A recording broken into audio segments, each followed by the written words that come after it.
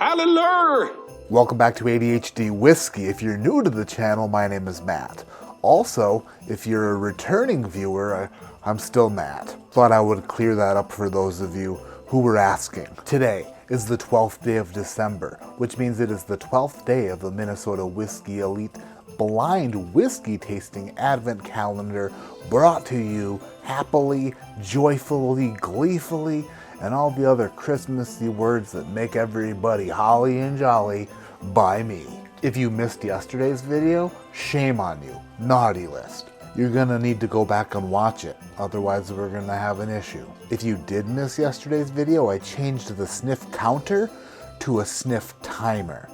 Therefore, today on the 12th day of December, I will have 12 seconds to nose the whiskey before I must venture a guess as to what is in my glass. After my 12 seconds of smelling and venturing my guess, I'll review this whiskey, I'll give it a score, and then reveal the pour. For you, the viewer, should take less than 10 minutes. For me, on the other side of the camera shooting this, God, probably an hour of me just not saying words right and stumbling over sentences and trying not to lisp every other word. It's an issue, a problem. I have a problem putting together sentences lately. And when you edit those type of videos, it's a real pain in your grundle. America. Oh. America. That was a whippersnapper. I think since I only have 12 seconds to smell this, I should probably get rid of any unnecessary inputs and focus on just smelling this. 12 seconds on the clock, and now we begin.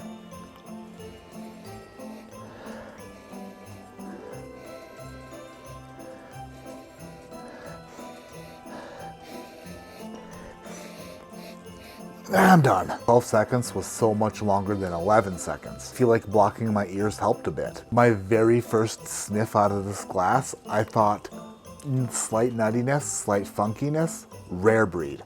That was my initial thought. But then for the other 9 seconds, I started to pick up on a cherry note that really threw me off because I've never smelt that much cherry on a wild turkey rare breed, ever. Instead of wasting all of our time, I think I'm just gonna go with my very first initial thought and say rare breed. Now that I've thrown my guess up into the air, let's go back into the nose like we just don't care. Even though we do care, because it's day 12, which means we're roughly 50% of the way through this calendar, give or take. And I do want to thank you for watching. If you're not subscribed to the channel, subscribe. Hit that thumbs up button while you're sitting here listening to me babble. Thank you. Thank you for doing that. Unless this is a Kentucky rye or a low rye whiskey, I think this is a bourbon. Very bourbon-esque. Strangely enough, going back to the glass now, the funky nuttiness and the cherry aromas have gone away. They've dissipated, they've moved on. They've packed up their shit and left. Now going back to the nose, and there is a significant chocolatiness to it. And now the cherry is slowly coming back. It's like one of the Twin Bing candy bars. Shout out Iowa. I've been getting a lot of toffee lately on whiskeys, and this one, there is a dark toffee, like a score bar. This channel should just be called friggin' candy bars. Candy bars. There is a note on here that kind of smells like the inside of a new car, but not the new car smell, kind of like upholstery, or maybe like a new piece of furniture, kind of like a caramel love seat. I'm excited to get into this to see exactly what it tastes like, because my guess for the day isn't out of the picture yet, but I have a feeling after I taste it, I'm gonna be a little bit more disappointed in myself, but more appointed in the whiskey. Day number 12, down the chimney.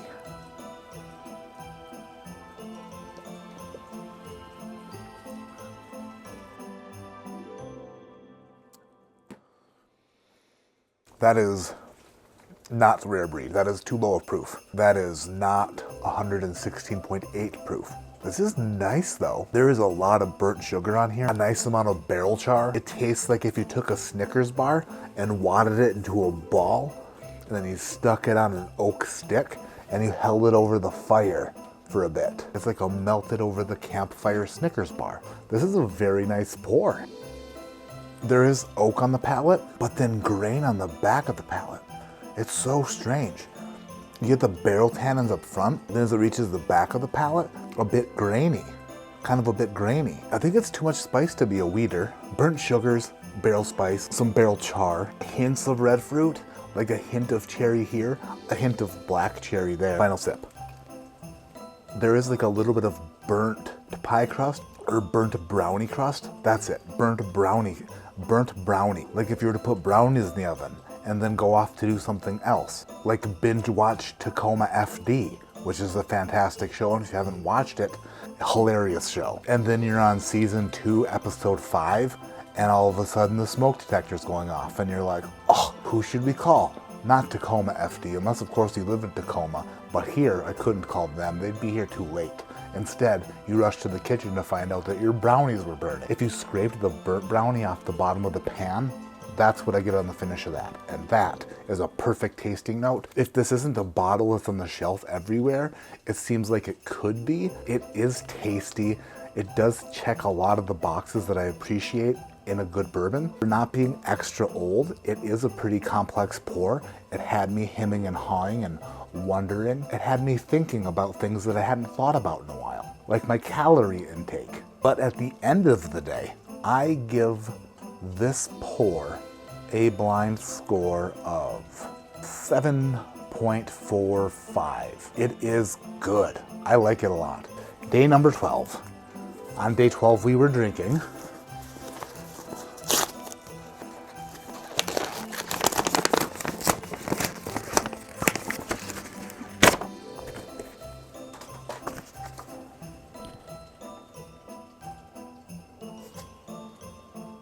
High West Cask Strength Whiskey, batch 24A24, 119.8 proof.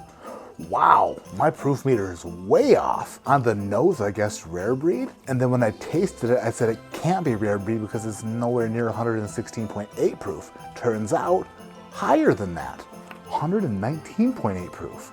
High West Cask Strength Whiskey. That's gonna do it for today's video. Tomorrow, a special video. Kind of a fun little twist to the advent calendar that I'm hoping you really enjoy. But until then, my name is Matt. This is ADHD Whiskey. Like I always say, keep your head in the clouds, but your mind on picking up some sidewalk salt or some ice melt. You never know when it's gonna snow. And then you never know when it's gonna thaw and then refreeze. And I'll tell you this much, you don't want your wife on her knees. Well, you don't want her on her back. Well, shit.